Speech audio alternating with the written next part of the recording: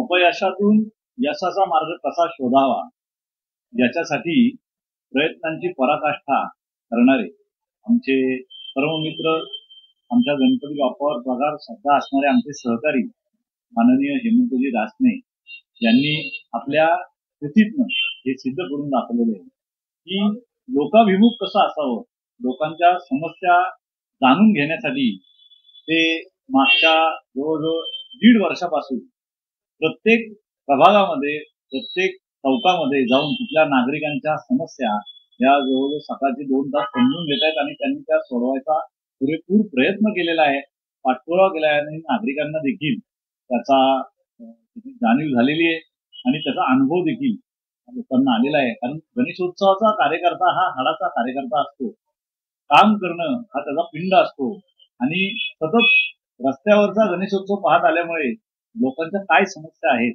आणि त्या कशा पद्धतीने, कशा पाठपुराव्याने ज्या आपण सॉल्व्ह करू शकतो याचा महानगरपालिकेत त्यांचा असलेला जो अनुभव आहे त्या अनुभवाच्या द्वारे आणि जो जनसंपर्क आहे त्याद्वारे त्यांनी नागरिकांच्या समस्या त्या खूप मोठ्या प्रमाणामध्ये सोडवल्या आणि नागरिकांमध्ये, मतदारांमध्ये खूप मोठा विश्वास त्यांच्याविषयी हा निर्माण झालेला आहे. आणि एक आपल्याला हाकेला ताबडतोब उत्तर देणारा, ताबडतोब आपल्या हाकेला ओ देणारा म्हणून हेमंत भाऊंचा नागरिकांमध्ये वाढती लोकप्रियता असल्याचं आपल्याला दिसून येतंय. आणि आपल्या या पुणे शहर गणेशोत्सवाचा एक कार्यकर्ता म्हणून विधिमंडळामध्ये आपल्या हक्काचा माणूस असावा.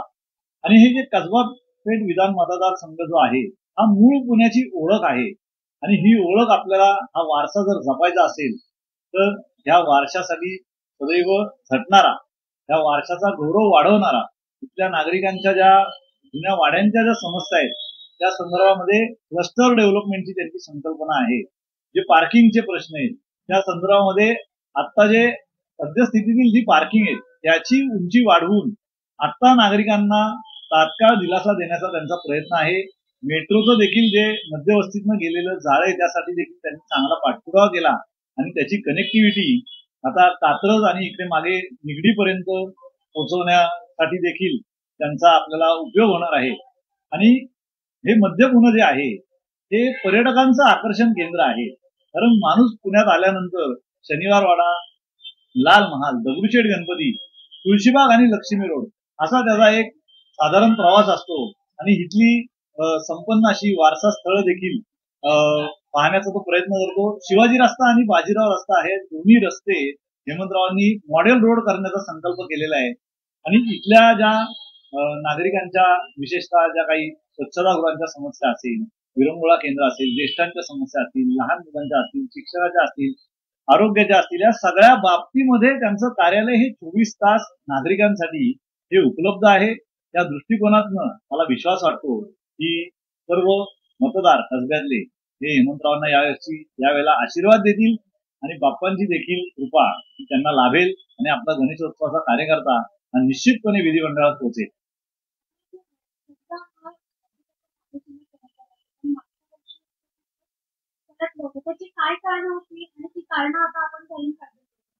निश्चितपणे लोकांचा जो संपर्कामध्ये जे कमी पडलो होतो, कारण तसा मागच्या वेळेला वेळ कमी मिळाला होता, तो संपर्क हा 1.5 वर्षामध्ये हा माननीय हेमंत भाऊंनी हा भरून काढलेला आहे.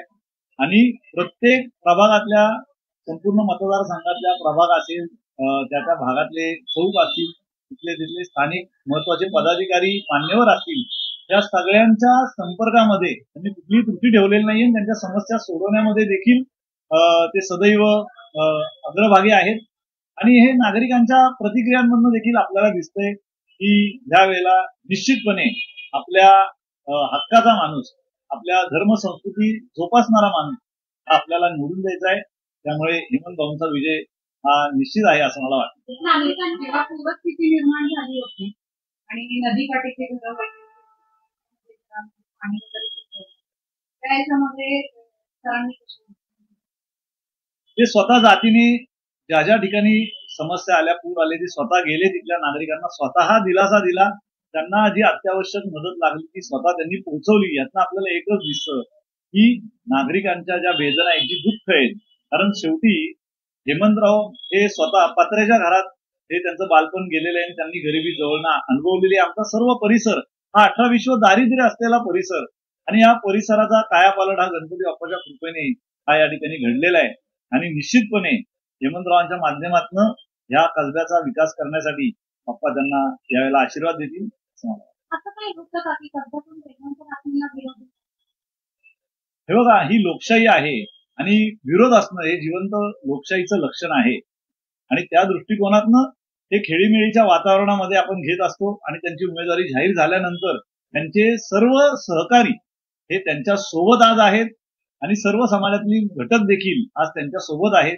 कारण सर्वांचा विश्वास हा त्यांच्या कार्यावर असल्याने त्यांचा विजय जवळपास निश्चित आहे. नागरिकांना काय आवडतं? नागरिकांना एकच आवाहन करीन की 20 तारखेला मतदान आहे. त्या दिवशी 100% आपण निश्चितपणे मतदान करावं आणि हा लोकशाहीचा जो उत्सव आहे या उत्सवाला अधिकाधिक गौरव प्राप्त करून द्यावा आणि हेमंत भाऊंना विधिमंडळात पाठवावं. धन्यवाद. तुम्हाला